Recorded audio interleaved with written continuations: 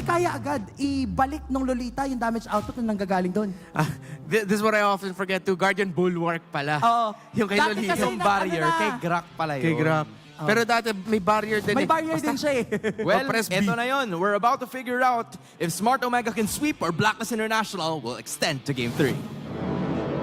Welcome to Mobile Legends! Match point for the Barangay as the agents struggle to find their footing. Jose Ingan and Leo here at your service. Can I just say, What? I agree with the panel, man. Every single pickup from the Barangay seems to answer whatever Black is doing and more. There's a good counter. I mean, they were just aiming for Chaknu's Lolita to counter out the Bane, the potential Bane pick. But with Outplay's Claude pick, it's like, it's a 2-for-1 when they picked up that Lolita. Yeah. But if anything, you mentioned outplayed on Claude. Blacklist have relatively comfortable picks, right? Like, Yeah. Exord is great on the low Yi. MP the King, we know what he can do with an aggressive jungler like Roger. And Outplayed has won multiple championships in the MPL because of a Claude here. So, with that said, I don't feel so scared for Black. And I'm going to give them the benefit of the doubt. Maybe we do see Game 3. Although, a lot of people are asking for game number 3, but I'm not sure if Omega wants that. But Andoryu, on the other hand, it's going to be a good game for him or a fun game for him if he ever reaches his early game power spike, because almost everyone from the lineup of Blacklist Softies. are softies. Yeah. Aside from Dilar, maybe. There's literally half the room does not want to see Game 3. Yeah. And you're right. Again, it's exacerbated by the fact. Oh, we were just talking about it. Again, the Leo caster curse. They anticipate. Hey, no, this time you were the one who was talking about it. So it's just a caster curse Yeah. this time, yeah. Yeah. So you were mentioning how Andoryu can just, anticipate whoever walks into the wrong bush. And here it just so happens that it was Haji. Shades of Game 1. Now Jome in trouble. Oh, MP the King, one like and pounce in just to bring down Jome. He popped his Purify even. That's a good trade here for Black, but on the other hand, Omega will secure the first turtle. All right. You know what? I'll call this a small victory for Omega, given that, Jome died, he spent his Purify, it still led to a turtle for the Barangay. So it's a small victory, but it was costly. Yeah, it really costed a lot, especially for Jome with Harith. You want Harith to dominate the early game, especially up against Claude. Although MP the King was there to finish the job.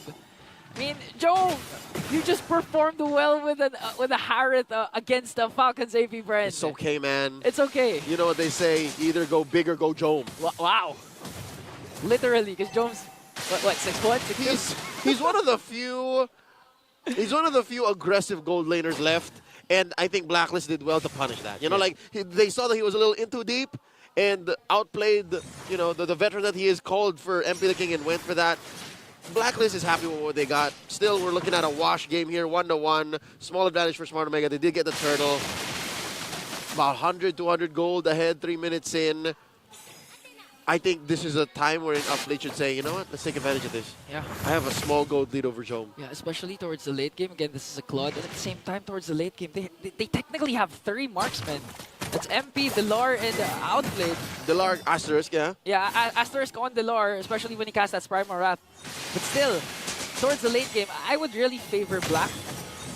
If they get there. If they get there. But the problem is, Omega, they've been performing well. Their average games are relatively fast, except for the FCAP game where they reach, I believe, 18 or 20 minutes. Different story. That's FCAP. Yeah. Here we go, about 20 seconds until the next turtle. Spawning in the upper quarter once more.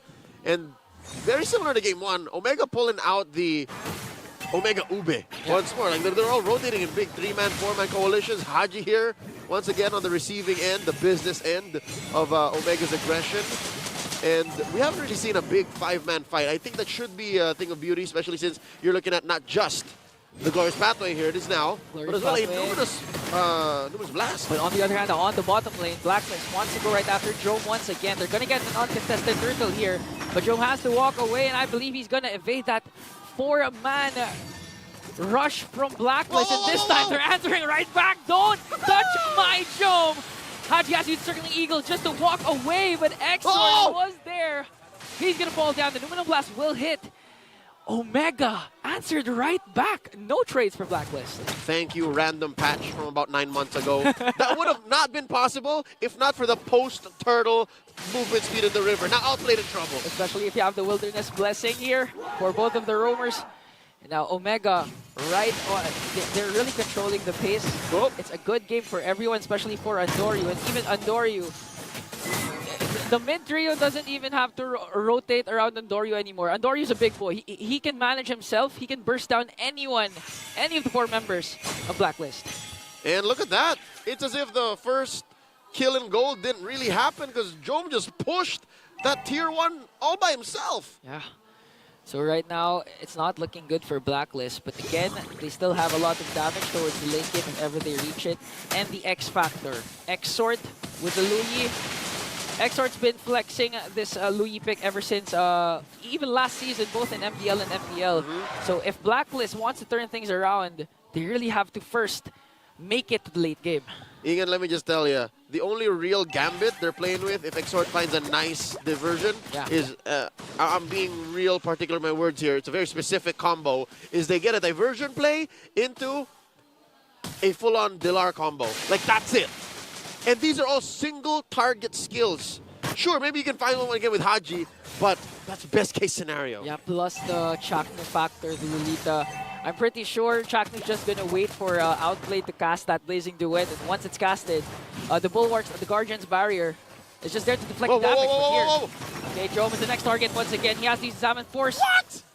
And Jome manages to escape again.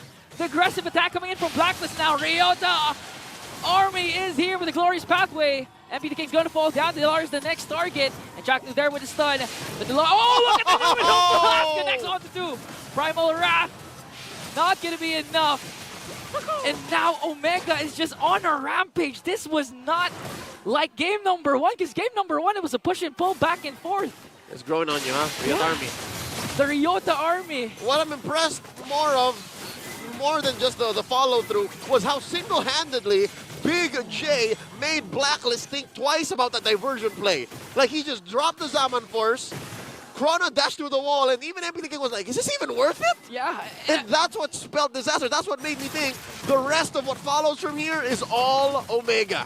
And even the re-engage from Omega, like the chemistry, we've been talking about Omega's chemistry since week number 1. That's right. Whoa! They had a lot of mix and matches last season, but this time their 5-man is complete and the chemistry isn't a problem anymore for Barangay. Amazing. There you saw in the instant replay brought to us by Infinix. You saw again the instantaneous response. Now let's go again. The General charging right on. Zaman Force here for Joe. The Blacklist was able to escape. Look at that Frigid Glacier connecting onto 2. Outplayed onto the back line. Blazing Duet. But Omega was ready for that Blazing Duet, and he's gonna fall down. Wow, every single member of Omega is doing their part. Ryota with the charge, Chaknu with the defense, and the rest for the damage to bring down Outplayed. That was Whiplash. I think Outplayed went a little too fast and suddenly found out he was out of his breath. Ridiculous response by Smart Omega, now 4,000 gold ahead. I'm wondering now what the possible answer is from Blacklist, besides a punish, right? Besides the punish, because so far, it seems like Smart Omega are doing exactly just that, Ingan. They're leveraging their amazing synergy, their bond, their chemistry. And wait, diversion play into where? Into where? They're going to crash onto Ryota here, but they're prepared. Glorious Pathway once again. Dilar has to use the flicker out, but it's out force will be cast to the Frigid Glacier, connecting onto 2, but the Numinum Blast. Outplayed has to walk away with the Blazing Duet, and the kill spree coming in from Jome as Andoryu picks up a Sky Piercer. What?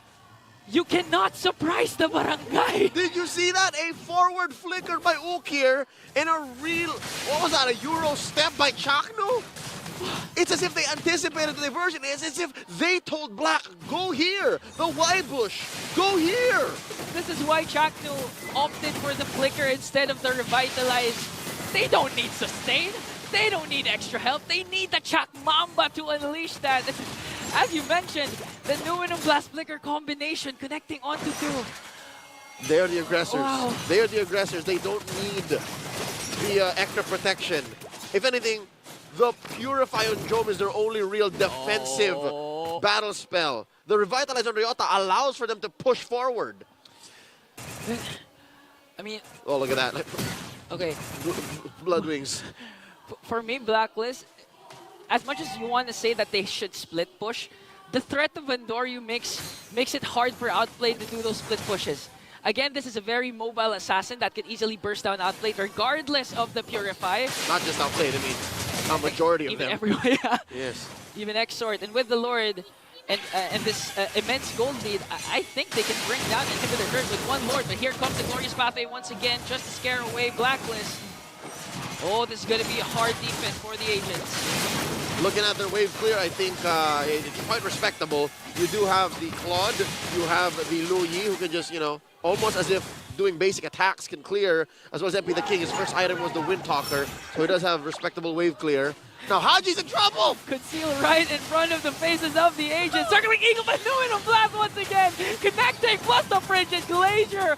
Outplayed, forced to use the Blazing Duet, but won't commit because the damage from Omega.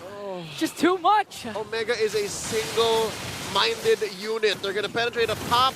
Bottom's going to be up next. MP the King doing his best to cover up that hole. Sinking their ship! Toy Army once again leading the charge. Omega still undefeated. The Lord's going to fall down. The minions aren't there. Blacklist, the circumstances lined up for the Agents. Because if there was one minion, just one minion, the game would be over. It would have been over. The Rio Army are going wild. Online, here, in Green Sun, and everywhere around the world. If you thought they could only engage via the Innuminate Blast, think again! Here it is! Who has the flicker? Jack Mamba for Omega!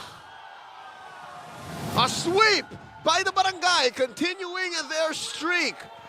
Just another day in the office for the Mamba. Hall of Legends inductee. Amazing work. For all you players questioning Lolita in RNG, saying it's not fun to use Lolita with the Revitalize, this is a signal you can use Lolita with the flicker again.